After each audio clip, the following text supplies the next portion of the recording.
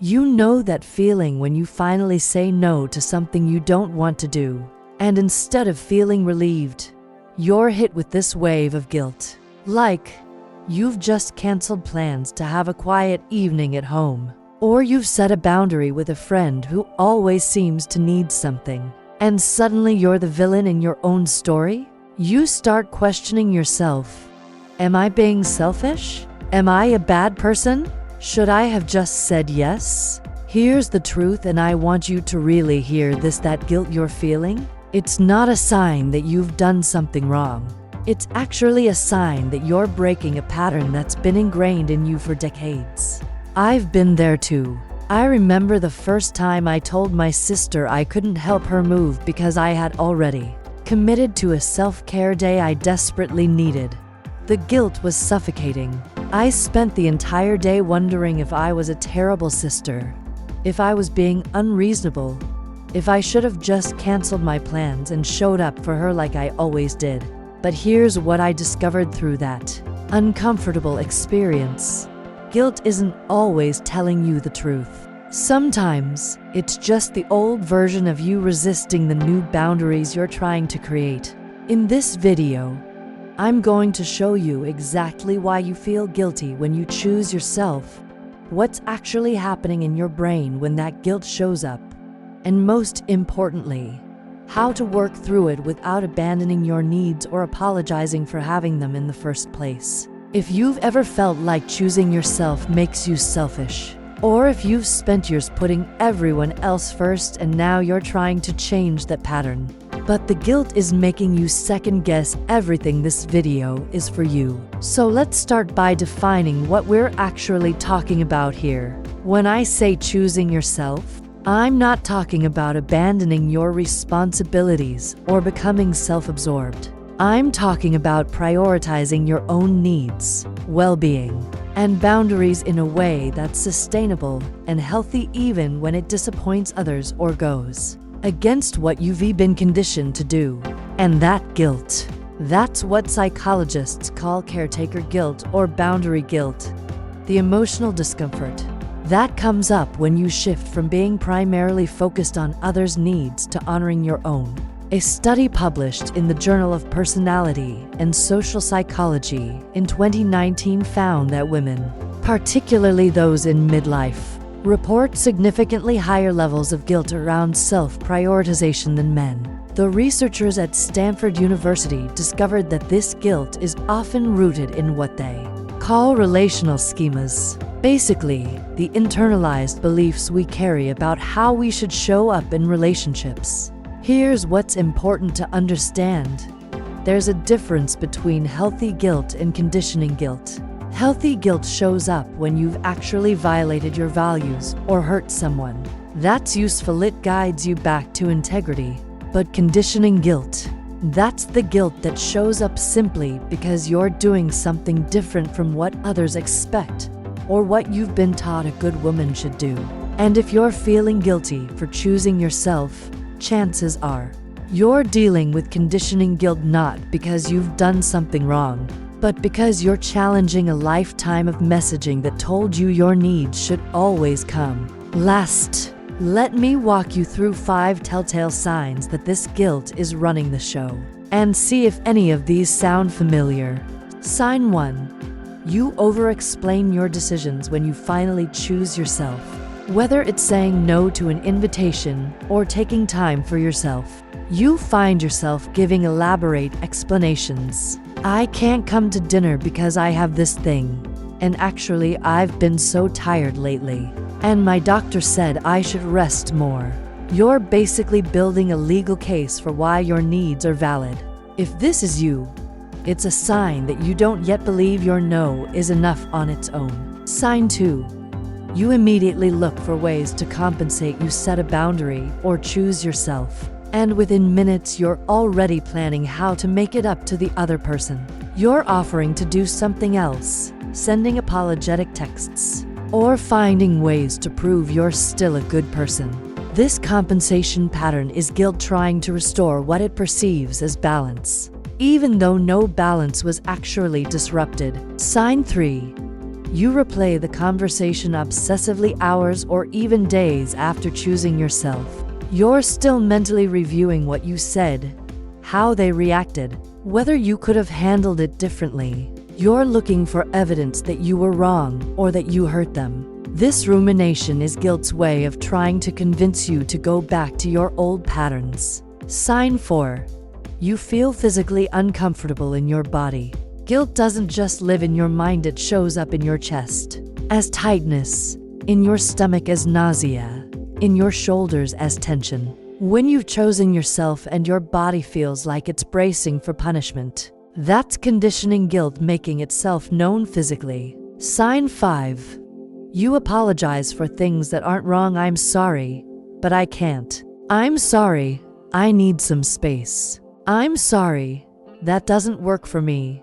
You're apologizing for having needs, for having limits, for being human. And every time you say sorry for something that doesn't require an apology, you're reinforcing the belief that choosing yourself is something to feel guilty about. So why does this guilt feel so intense, particularly for women in their 40s and 50s? There are 3 psychological roots we need to understand. Root 1. Decades of relational identity. For most of your adult life, your identity has likely been deeply tied to your roles: mother, wife, daughter, friend, caregiver, employee. Psychologist Dr. Terry Apter, who studies midlife transitions, explains that women often build what she calls a relational self, a sense of identity that's primarily defined by how well we meet others' needs.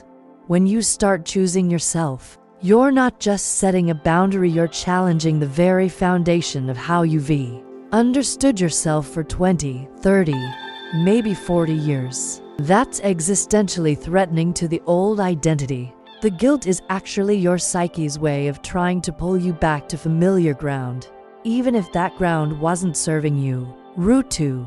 The good woman conditioning from childhood. Many of us absorbed messages about what it means to be a good woman: selfless, accommodating, always available, never too demanding.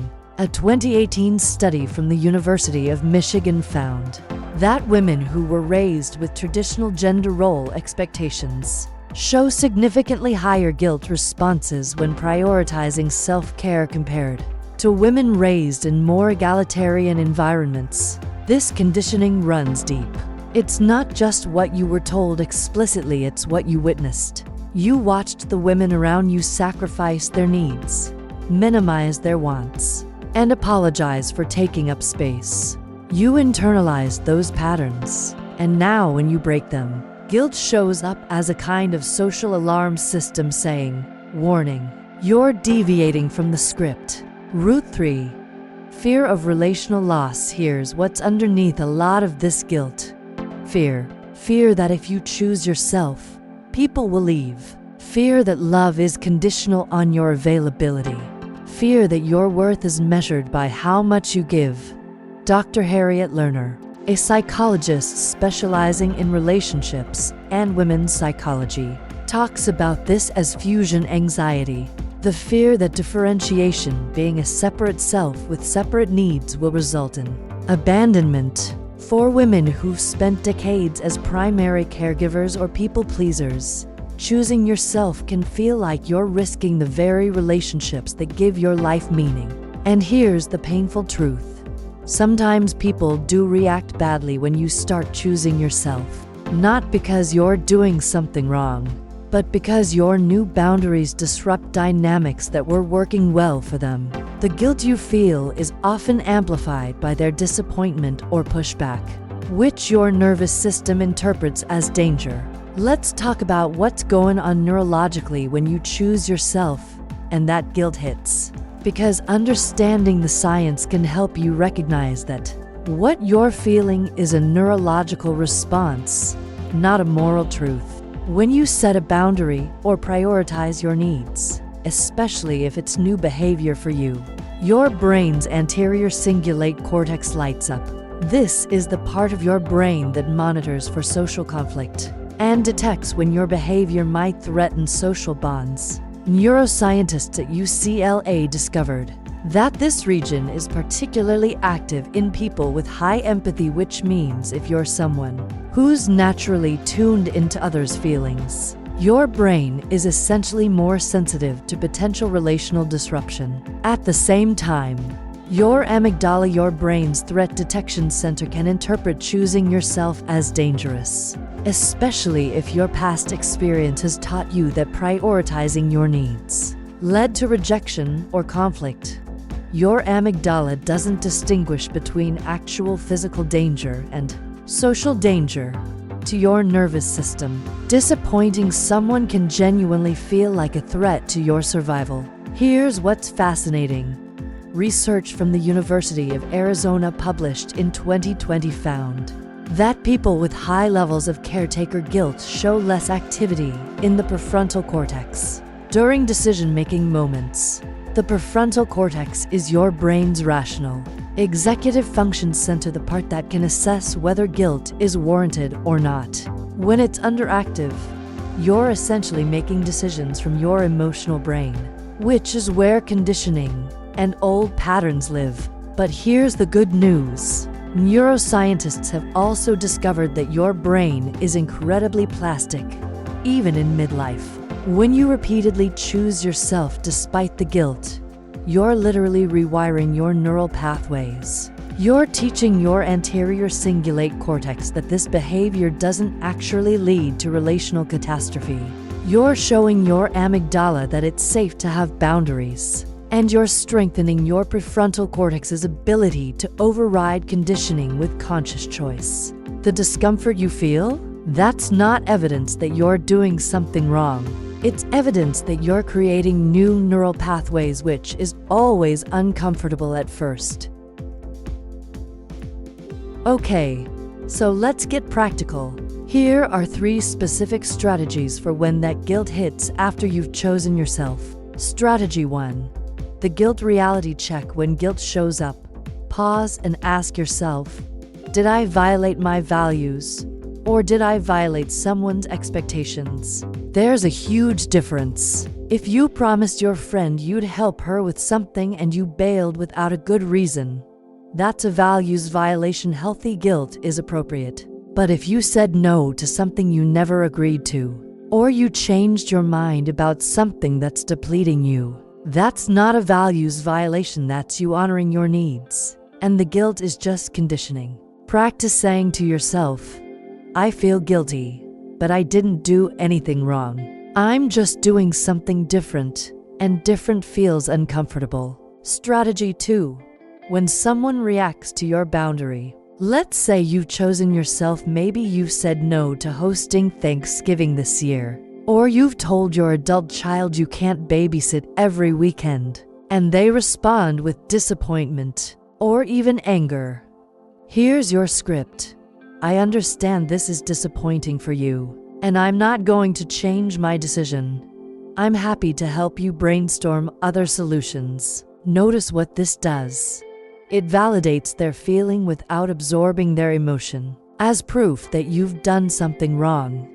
It holds your boundary while staying in connection. You're not defensive, you're not over-explaining, and you're not backing down. Strategy 3. The guilt discharge practice. Guilt is energy in your body. If you try to think your way out of it, you'll just ruminate. Instead, you need to move it through your system. When guilt shows up, try this.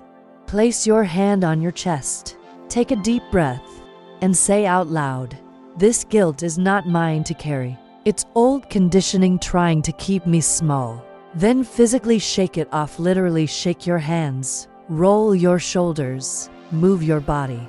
It sounds simple, but activating your parasympathetic nervous system through breath and movement helps discharge the emotional charge so you can think more clearly. When you learn to work through this guilt and consistently choose yourself, here's what changes. Benefit 1. Your relationships actually improve. This might sound counterintuitive, but when you stop over-functioning for others, you create space for more authentic connection. People start relating to the real you, not the constantly accommodating version you were performing. And the relationships that can't handle your boundaries, those weren't sustainable anyway. Benefit 2. You reclaim your energy. All that people-pleasing, over-explaining, and guilt managing is exhausting. When you choose yourself, you stop hemorrhaging energy. You have more vitality for the things and people that truly matter to you. Benefit 3. You model healthy boundaries for others, especially if you have children, friends, or younger women watching you. When you choose yourself without drowning in guilt, you're teaching them that their needs matter too. You're breaking generational patterns of self-abandonment. But here's the shadow side, and this is important. Choosing yourself can become a way to avoid intimacy or responsibility if you're not careful. If every request for your time or energy is met with an immediate no, because you're protecting yourself from any discomfort, you're not setting boundaries, you're building walls. There's a difference between honoring your needs and using self-care as an excuse to never show up for anyone else. Real empowerment includes the ability to choose yourself and the ability to consciously choose to give when it's genuinely aligned for you. Not from obligation, but from overflow. The goal isn't to never feel guilt. The goal is to be able to distinguish between guilt that's guiding you toward integrity and guilt that's just old conditioning trying to keep you stuck. And sometimes you'll need to lean into temporary discomfort to build something meaningful, whether that's a relationship, a project, or a version of yourself you're growing into. Here's what I want you to understand about this journey. Choosing yourself without guilt isn't something you achieve overnight. It's a process of gradual reclamation. At first, every time you choose yourself, the guilt will feel almost unbearable. You'll question every decision, replay every conversation, wonder if you're becoming a bad person. This is normal. This is your nervous system adjusting to new territory. But then something starts to shift. You notice that the catastrophic outcomes you feared, people leaving, relationships crumbling, being seen as selfish, they don't materialize. Or maybe some relationships do change, but you realize you're okay. You're more than okay. You're actually lighter, freer, more yourself than you've been in decades. What psychologists call emotional regulation starts to kick in. Your prefrontal cortex gets stronger at overriding the guilt response. Your body starts to recognize that choosing yourself is safe. The guilt still shows up sometimes, but it doesn't run the show anymore. Over time, choosing yourself becomes an act of self-trust rather than selfishness. You develop what Dr. Kristin Neff calls self-compassion, the ability to treat yourself with the same kindness you've been extending to everyone else your whole life. And eventually, you realize something profound. The people who truly love you don't need you to be self-abandoning to stay in relationship with you. They actually prefer the version of you that knows her worth, honors her limits, and shows up from a place of genuine choice rather than obligation. This is integration. This is healing. Not the absence of guilt, but the ability to feel it and choose yourself anyway. You are not selfish for having needs. You are not broken for wanting to prioritize your well-being. You are not a bad person for saying no to things that deplete you. The guilt you feel when you choose yourself, it's not a moral compass, it's a socialization pattern. It's the voice of every person who benefited from you being small, accommodating, and always available. It's the internalized message that your worth is tied to your usefulness. But here's what I want you to carry with you. Choosing yourself is not the opposite of loving others. It's the foundation for loving others sustainably. Dr. Brené Brown says it perfectly. Choosing authenticity means cultivating the courage to be emotionally honest, to set boundaries, and to allow ourselves to be vulnerable. That's not selfishness. That's integrity. You've spent so much of your life managing other people's comfort at the expense of your own. What if this next chapter is about learning that you matter just as much as everyone you've been taken care of? Not more, not less equally. The guilt will show up. Let it. Feel it in your body. Acknowledge it. And then choose yourself anyway. Because the alternative, spending the rest of your life shrinking yourself to avoid disappointing others, that's not noble. That's self-betrayal. You deserve to choose yourself, not despite the guilt, but through it. Okay, let's quickly recap what we've covered. Guilt after choosing yourself is usually conditioning, not conscience. Women in midlife especially struggle with this due to decades of relational identity and good woman programming. Your brain is literally rewiring when you push through the guilt that discomfort is growth. Use the guilt reality check to distinguish between values violations and expectations violations, the shadow side. Make sure you're setting boundaries, not building walls. Here's your bonus strategy: the 48-hour rule. When you've chosen yourself and guilt is screaming at you to backtrack, commit to waiting 48 hours before changing your decision. Most of the time, by day 2, your nervous system has regulated and you can see more clearly that your boundary was appropriate. This buffer protects you from guilt-based decision-making. If this video helped you see your guilt differently, do me a favor, share it with a woman in your life who needs permission to choose herself. Maybe it's your sister, your best friend, your daughter. Sometimes we need to hear this message multiple times before it sinks in. And here's my question for you. What's one area of your life where you've been feeling guilty for wanting to choose yourself? Drop it in the comments. Let's normalize talking about this. If you're not subscribed yet, hit that subscribe button because we're diving deep into midlife empowerment, boundaries, and reclaiming your life on this channel. Next week, I'm talking about how to handle people who guilt trip you for setting boundaries. You won't want to miss that. Remember, your needs are not an inconvenience. Your boundaries are not a betrayal. Choosing yourself is not selfish, it's survival. Thank you for being here. I'll see you in the next one.